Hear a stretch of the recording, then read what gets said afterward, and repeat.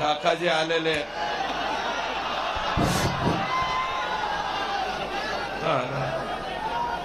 हा आणि सन्माननीय मोहनराव नरेंद्रजी पाटील, मोहनरावजी जगताप, हा जवळ घेतो, मोहनरावजी जगताप, महबूब भाई, तसेच या ठिकाणी माजी आमदार केज, या ठिकाणी ठोंबरेताई आलेले आहेत आणि आमचे प्रदेशाध्यक्ष काकडे साहेब आहेत. स्वारी जिल्ह्याचे क्रमांक 1 चे व्यक्ती आहे बजरंगराव सोनवणे साहेब खासदार आणि या ठिकाणी उपस्थित दीपक भाऊ आमचे पॅन्थर सेनेचे अध्यक्ष आणि परमेश्वरराव सातपुते आणि या मतदारसंघाचे प्रतिनिधी श्री संदीप भैया क्षीरसागर साहेब, आदरणीय आडसकर साहेब या ठिकाणी मागे बसलेत, रमेश भाऊ पोकळे पाठीमागे बसलेले आहेत, आमचे सतीश आबा सुद्धा या ठिकाणी आलेले, साताऱ्याचे महेशजी आमदार नाही माझे मित्र आहेत ते राजांच्या बरोबर आलेले, आमचं सर्वांचं आदरस्थान असलेलं घर आहे. तेव्हा मी अधिकचं काही न बोलता मी जरा माझा पीए इथे येऊन बसला तर बरं होईल. हा सॉरी आदरणीय मेटे साहेब ज्यांनी आम्हाला राजकारणामध्ये निश्चितपणे राहण्यासाठी खूप चांगली मदत केली, त्या आदरणीय ज्योतिताई मेटे या ठिकाणी उपस्थित आहेत आणि चुकून माझ्याकडनं नाही राहिलं. ज्योतिताई स्टेजवरून खाली उतरल्यावर चप्पल काढून एक गुपचूप हाना तरी सुद्धा मला राग येणार नाही, परंतु मेटे साहेबांचं नाव घेणं हे क्रमप्राप्त आहे. आणि या ठिकाणी काय हे खून होतात, मर्डर होतात, परंतु ह्या खुनाची पद्धत फार चुकीची हो. ही कोणती पद्धत आहे तुमची माणसाला मारायची? मी सभागृहामध्ये सुद्धा म्हणलंय, सभागृहामध्ये सुद्धा म्हणलंय की तुम्ही गोळी घाला, किमान पटकन त्याचा जीव गेला असता. तुम्ही गाडीच्या टायर खाली घाला, अरे पण घालायचा का? डॉक्टर बाबासाहेब आंबेडकरांनी लिहिलेली जी राज्यघटना आहे, या राज्यघटनेप्रमाणे मुंगी मारायला सुद्धा तुम्हाला अधिकार नाही. पक्षाला मारायला जरी तुम्ही गेलात तर पक्षी प्रेमी आहेत. आमच्या इकडचा कोणी मोर जरी मारला तरी आम्ही त्याच्यावर केस करतो, मोर मारला ह्याला जेलात घाला असं आम्ही म्हणतो. अरे संतोष देशमुख 3 टर्मचा आमदार होता, सॉरी आम्हीच आमदार असल्यामुळे आमचं नाव हे जरा कागद राहिला नाही तर उलट होईल. 3 टर्मचा सरपंच होता, 2दा जनतेतून आला, 1 वेळा बॉडीतून आला, मग 3 वेळा सरपंच झालेला माणूस आणि पुढचं भविष्य म्हणजे चिंचोली माळी या जिल्हा परिषद सर्कलचा तो होणारा जिल्हा परिषद सदस्य होता. एवढी त्याची क्वालिटी होती, एवढा सुंदर तो वागत होता. मला मी एका मुलाखतीत सांगितलंय, संतोष हांगे हे स्वतः म्हणले लोकसभेच्या वेळेस पंकजाताईची रॅली चालली होती, अख्खं गाव म्हणत होतं सत्कार करू नका, तरी सुद्धा ते पाठ्यामागा नाही, गावातून जायला आम्ही सत्कार करतो. मत किती होते ते रामकृष्ण हरी, पण मत किती होते हा प्रश्न वेगळा, परंतु माझा सत्कार करायला पाहिजे, मी सत्कार करतो. आणि आता नमिता मुंदडांचा सुद्धा बूथ प्रमुख संतोष देशमुख आहे आणि त्या बूथ प्रमुखाची अशा चुकीच्या पद्धतीने जी हत्या तुम्ही केली ना, तर ती कोणालाच पटलेली नाही, एकाही माणसाला पटलेली नाही. तरी सुद्धा तुम्ही फेसबुक व्हॉट्सअपवर ऐज करेंगे तैज आणि ही असली नारपाळी एक कानफडात आणली ना ह्या कानाकडे हाणली तर पार पेकाटात पळत पळत जाते. अंगात त्याच्या बिलकुल सुपारी एवढाली सुद्धा यांचे मानगाट नाहीत आणि काही बी लिहितात आणि काही टाकते सोशल मीडिया. परंतु आता जे माझ्यावरती लिहिते हेच लोक मनोजदादांच्या वरती काही दिवसापूर्वी तेच लिहित होते. हेच त्याच्या पाठीमाग राज्याच्या मुख्यमंत्र्यांवर देवेंद्र फडणवीसांवरती सुद्धा हेच लोक लिहित होते. यांनीच देवेंद्र फडणवीसांना टरबुजा खरबुजा आमका आम्ही नाही केला, टरबुजा आम्ही नाही केला, ह्यांनी केला.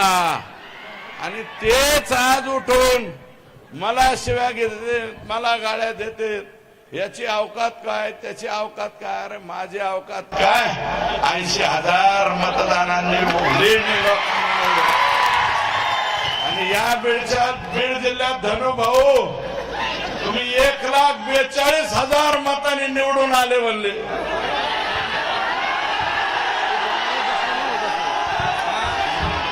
शाही एकाला लावायची शाही. आणि 330 बुथापैकी 230 बुथ जर ताब्यात असतील, बोगस मतावरचे तुमची निवडणूक आहे. अरे हे काय, हे राजासाहेब देशमुख आहे ना इथं. मतदानाच्या दिवशी ह्याला बदडीते, ऍडव्होकेट माधव जाधवला बदडीते. एक पोरग फडक काय, त्याचा बाप. अरे गाड्या पूजितानी सुद्धा तुम्ही बुहार काढता, गाड्या पूजितानी. परत एखाद्या चौकात ठोय गोली मार भेजे में भेजा जो करता है, असं कोणतं तरी सत्य का काय पिक्चर मध्ये गाणं होतं. या बीड जिल्ह्यामध्ये गोली मार किधर भी हो गया.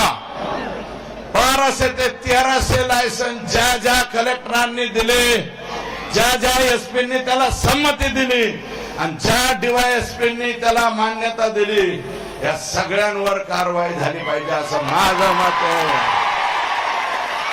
अरे आम्ही 5व्या टर्मचे आमदार झालो, अजून आम्हाला सुरक्षा द्या असे म्हणायचे पाहिजे आमच्यावर आले. ज्या दिवशी कोणी गोळी घालणार आहे, जो गोली पे हमारा नाम होगा उसको कोई भी नहीं रोक सकता.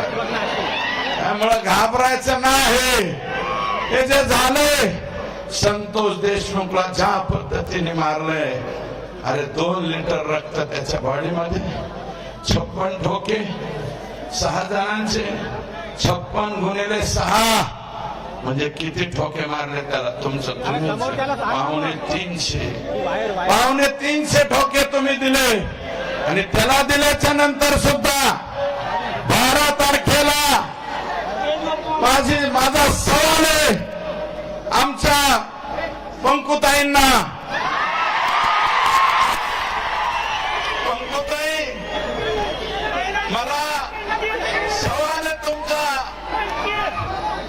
संभाजीनगरला तुम्ही एअरपोर्टवर उतरला, 12 तारखेला तुम्हाला 12 डिसेंबर ही गोपीनाथजी मुंडे साहेब यांची जयंतीचा दिवस मान्य करतो मी. तुम्हाला जायचं होतं तिकडं, पण वाकडे वाट करून तुम्ही संतोषच्या घरी का गेला नाही? तू का नाही गेला हा सवाल आहे माझा. तुम्ही का गेला नाही? किंवा फक्त बोलतात कोरडं का? धनुभाऊ, तुम्ही जे बोललात ना गोपीनाथ गडात, अरे गोपीनाथ मुंडे कोण? गोपीनाथ मुंडेंनी त्यांच्या कालावधीत मटक्याचा खटका बसवला. मुंबईतलं गँगवॉर कुणी जर बंद केलं असेल तर ते गोपीनाथराव मुंडेंनी बंद केलं. गोपीनाथांच्या बरोबर सुद्धा आम्ही 10 वर्ष काम केलं. तो अनुभव वेगळा आहे, तुमच्या पुढे अनुभव काम करणं वेगळं आहे. तुम्हाला चांगले मोठाले आणि जे माणसं चांगले पंकत आहेत, तुम्हाला माणसं जमत नाही. तुम्हाला असे पाहिजे जी हुजूर जी. आमची औलाद जी हुजूर करणारे नाही. आमची औलाद स्वाभिमानी औलाद आहे. तुमच्या पुढे जे हुजूर करणार नाही, आजपर्यंत केला नाही आणि उद्या बी कराच करणार नाही. भले राजकारणात बाजूला जाऊ, परंतु पंकुताई तुम्ही जसं यायला पाहिजे होतं तुम्ही आल्या नाही, चुकलात. याचं उत्तर द्या काय असेल. देऊ वाटलं तर द्या, नाही तर अपेक्षा मी नाहीच भेटायला आला तर अपेक्षा काय तुमच्याकडून, किमान तुमच्याकडून अपेक्षा होती पण ते नाही. 300 टिप्पर वाळूचे, 400-500 टिप्पर फुकाट राखेचे. मी माहिती घेतली, राख कस काय उचले ते म्हणले डायरेक्ट पिस्तूल घेऊन येतो. अधिकारी म्हणतो इथं राख भरू नका, गोळी मारी.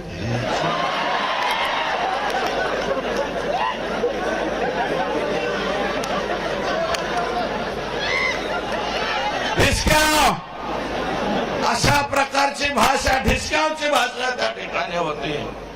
काय करीन 4 लोक काय करतील.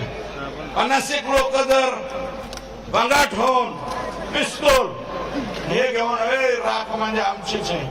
1 रुपया थर्मलला न भरता 2002 सालापासून अव्याहतपणे 500 ट्रक फुकट चालल्या. त्याचं उत्तर काय. मग पंकुताई 14 ते 19 तुम्ही होत्या, तुम्ही का बंद केलं नाही. त्याचं कारण आहे की हे धनुभाऊंचं घर वर आहे, पंकुताईंचं घर खाली आहे. खाली हे सकाळी चहाला असतात आणि दुपारच्या नाश्त्याला वर असतात. आणि धनुभाऊ पंकुताई धनुभाईंनी तुमचं सगळंच काढून घेतलेलं तुम्हाला मिळच नाही. सगळे झंटा फंटा आयटम उधर है आणि हा सगळा झंटा फंटा आयटम कोण सांभाळित होता. आका याला नाव घेत तुम्ही. आमदारकी सुद्धा मी नाही म्हणलं, पंकजाताई म्हणल्यात भाड्याने दिली म्हणजे मंत्रीपद. मी तर आता म्हणतोय त्या स्वतः म्हणल्यात भगवान भक्तीगडावर स्वतः म्हणल्यात भाड्याने दिले म्हणले मंत्रीपद. यांनी नुसतं डीपीडीसीच भाड्याने नाही दिली, पालकमंत्रीपदच भाड्याने नाही दिलं. राज्याचं हे कोणतं कृषी खातं सुद्धा भाड्याने दिलं. आता चुकीच्या माणसाच्या हातात भाड्याने दिल्यावर आपला ऊस तोडीशी संबंध आहे. ते याच काय घ्यायचं म्हणते ऊस तोडायचं. हार्वेस्टर, त्या हार्वेस्टरला 4 लाखाची सबसिडी केंद्र सरकार आणि राज्य सरकारची, 40 लाखाची 4,000 चालव. आजकाल आमचं बी कवा सटाकलेवणीच होत. त्यातल्या त्यात दादा असल्यामुळे थोडं प्रेशर आलं. आजपर्यंत कोणाचंच प्रेशर नाही ठेवलं, पण ओलीचं प्रेशर आहे. हे गिनाला का माग काय बघ. माझं म्हणणं आहे 40 लाखापैकी 9 लाख वाल्मिक कराडच्या घरी गेल्याशिवाय फाईल मंजूर होत नव्हती. खरं आहे का खोट. काहीतरी ऊस तोडे हात असतील, वर हात करू नये, दाखवा ना. ही करुण कहाणी आमच्या बीड जिल्ह्याची. करुणा कहाणी नाही म्हणत, करुणा कहाणी तर वेगळीच आहे. मी फक्त करुण कहाणी म्हणतोय. करुण कहाणी, करुणा कहाणी तर रोज माझी माय माऊली ती पहिली बायको आहे. पहिली बायको असून सुद्धा तिथं लय हाल चाललेत रे. त्यामुळं मला अधिकच काही बोलायचं नाही. भाऊ तुम्ही जे बोलतात ना तर चुकीचं. राखेमुळं दमा त्वचेचे आजार व्हायला लागले परळी तालुक्यातल्या लोकांना. कोणी काय बोलत नाही. वाळू बिंद आणि दहीफळे नावाचा एक कोणीतरी पिया आहे शिरसाळ्याला. खरं आहे का खोटं एवढं सांगा. शिरसाळ्याचं काम शिरसाळ्याचा दहीफळे पक्षाचं कार्यालय असल्यासारखा वागतो. प्रकाश दादा, तुमचा पक्ष फार मोठा हो असा. तुझाच पक्ष आहे बाबा, माझा नाही, महबूबाईचा नाही, मोहनचा नाही, तुझाच पक्ष आहे असं. वाढवा पक्ष, दैफळे सारखे आणा पक्ष वाढा. अरे अख्ख्या 300 ट्रक दैफळेच्या मार्गदर्शनाखाली, 500 ट्रक दैफळेच्या मार्गाने. इलेक्शन मध्ये कोणी काय बोललो, चोप बैठवलं तर कोण कोटुंग दैफळेत पिस्तोल लावतो. अरे काय तारा, काय अवस्था, कुणीकडे नेली. आणि तुम्ही गायरान जमीन शिरसाळ्याची अख्खीच्या अख्खी ढापली. अरे 1400 एकर का हेक्टर जमीन होती, सगळीच्या सगळी ढापली. आणि मार्केट कमिटीला आहेत ना, इथं असते ना शिरसाळ्याचे पण, अरे उठून उभा राहा ना. मर्द असला तर उभं राहा, गणपत पाटलाचा मावस भाव असला तर उभं राहू नको. तर यांनी 1400 एकर गायरान जमीन हाणली. सगळे वाल्मिक कराड आणि धनंजय मुंडेंचे बगल बच्चे यांनी जमीन हाणली. आणि कोण सोडलाय. अरे तुम्ही ओबीसी ओबीसी म्हणता, तिथं बंजारा समाजाचे लोक होते. बंजारा समाजाची स्मशानभूमी सुद्धा इकडेच घेतली. एवढी आजो, इलेक्शन आले की एवढी आजो, इलेक्शन संपलं की बाजाजो. बंजाऱ्यांची अर्धी स्मशानभूमी तुम्ही घेतली. बंजारा समाजाचं उठून लावलं. पारधी समाजाचं तुम्ही फुले शाहू आंबेडकरांच्या गप्पा मारता. अरे या देशामध्ये, या राज्यामध्ये फुले शाहू आंबेडकरांचा विचार चालतो. आम्ही सुद्धा मानतो, चालतो. त्या फुलेशी बस करू का. फुले पारधी समाजाची घरं बुलडोजरनी तोडली. अजून बडे मिलिटरी मॅन बडे. आता वंजारी समाजाचा आहे ना, तुमच्या स्वतःच्या समाजाचा, त्याच्या मुलाची ग्रामपंचायतला नोंद असून बडेला सुद्धा हाकलून लावला. बडे अगो ते म्हणतात मी मिलिटरी मॅन आहे, मिलिटरी मॅन आहे. अरे मिलिटरी मॅनाबद्दल स्वाभिमान असावा लागतो. आमच्याकडे शहीदांच्या खाणीत शहीद सुभाष सानप, सोंडगे, वालेकर, किती नावं घ्यायची, भरपूर आहेत. सगळी फार आहेत आमच्या बीड जिल्ह्यामध्ये. वेळ जाईल म्हणून बोलत नाही. ग्रामपंचायतला नोंद असून बडेचं घर उपसून टाकलं. बडेचा व्यवसाय उचलून टाकला, त्याला जागा दिली नाही. आणि एकूण 600 भाट्यात तुमच्या शिरसाळ्यात इट भाट्या 600, त्यातल्या 300 बोगस, 300. आणि त्या सगळ्याच्या सगळ्या आदरणीय धनुभाऊ तरी छोटा का यांच्या आशीर्वादाने चालणाऱ्या, याची चौकशी लावणाऱ्या जिल्हाधिकाऱ्यांना सांगणारे मी. हे तिकडे जावा. निसार पट्टेदार, निसार पट्टेदार हा गोपीनाथजी मुंडे साहेबांचा कट्टर समर्थक होता. मुस्लिम समाजाचा. पंडितांना पडले, हा निवडून आला. 1 महिन्यात टोकवाडीच्या तिथे ऍक्सिडेंट होऊन गेला. तिथले लोक काय म्हणते त्याबाबत तुम्ही जाणती वेळाल्यावर तुमच्या पाया पडतो. नका खालचं दाखवा आणि वरचं दाखवा. ऐसं हिम्मत का झाली हे संतोष देशमुखापर्यंत येण्याची. तिने सांगतोय निसार पटेलची हत्या करण्यात आली, तरी आता त्याचा पोरगा निवडून आला सरपंच. आणि तो फक्त खोट्या नोंदी देत नाही म्हणून कमी वयाचा सरपंच म्हणून दादा त्याचं पदच काढून टाकलं. सरपंच पदावरून काढला, परत आला तो कोर्टाकडून. आणि मारवाडी समाजाचं लोढा कुटुंब आहे प्रॉपर परळीला. नारायणराव राणे महसूल मंत्री असताना 2.5 एकर जमीन त्यांना आनंद फाउंडेशनला दवाखाना आणि वृद्धाश्रमासाठी दिली, परवानगी आणली. पण वाल्मिक तात्यालाच अध्यक्ष करा आणि साहेबांच्या कोणीतरी सचिव करा. उसके शिवाय तुम दवाखाना इधर नहीं डाल सकते, मथाऱ्या माणसा की सेवा नहीं कर सकते, ऐसा इनका राज है. अनेक यादी केली याच्या पाठीमागे जाऊ द्या. संगीत दिघोळे, अरे लिहिले मी आता थांबा.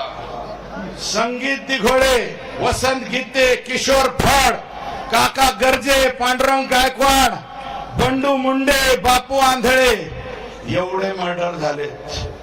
आणि ह्या मर्डरच्या नंतर यांची हिंमत झाली, बेरीज करा, या अर्ध 75% पान भरलं. आणि वैशिष्ट्य असं आहे, कोण खाणारे बी ह्यांच्याच घरी पाणी भरते आणि ज्यांचं गेले ते बी ह्यांच्याच घरी पाणी भरते. हा नवीन परळीचा पॅटर्न परवा तुम्ही शिकून घ्या. आणि हा पॅटर्न याची व्याप्ती वाढत गेली म्हणून हे संतोष देशमुखांच्या पर्यंत आले. म्हणून माझी विनंती आहे बर का, आकांचं तर लय बाहेर यायला लागले. परळीत आकाची जमीन, मांजर सुम्याला हे तर जमीन जाधव नावाच्या रसाळांची घेतली. रसाळ जमीनच नाही, त्या रसाळांची जमीन आहे. आणि वाल्मिक अण्णाला काय टाकायचंय पवायचं ते नसते का, स्विमिंग पूल टाकायचा आहे.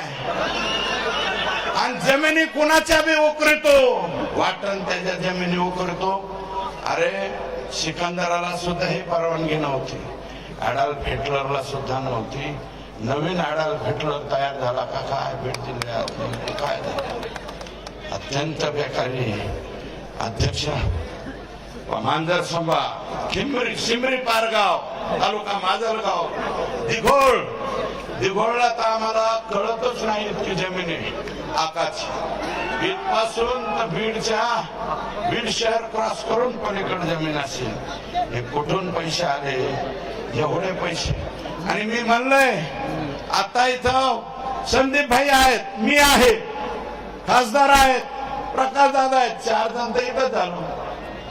4 मत तर आपण एका बाजूला राहतो ना, एकच चौकशी करायची, एक चौकशी करायची. गेल्या 10 वर्षामध्ये हे पालकमंत्री असताना 70% निधी एकट्या परळी मतदारसंघाला गेला, 70%. आणि बाकीचे आम्ही संदीप भाईंना आम्ही गेले कोर्टात, हायकोर्टात, हिंडू बेजार. हा संदीप भैया गया उधर. त्याच्यामुळं 70 किती पैसे तिकडे नेलेत हे सुद्धा आम्ही सांगू. आणि सगळ्यांना माझी विनंती, हे लेकरू जरी उघड्यावर पडला असताना आपण सगळेजण मिळून त्याच्या मागे उभा राहण्याची आवश्यकता. फक्त तुम्ही सगळेजण माझ्या सहित तुम्ही सगळेजण उभा राहताल का नाही एवढा शब्द द्या. जरा वर हात करून उभे राहा. आणि यांना बिन भाड्याच्या खोलीत घातल्याशिवाय आम्ही स्वस्त बसणार नाही एवढा शब्द देतो. आणि आपल्याला शब्द देऊन या ठिकाणी थांबतो. जय हिंद, जय महाराष्ट्र.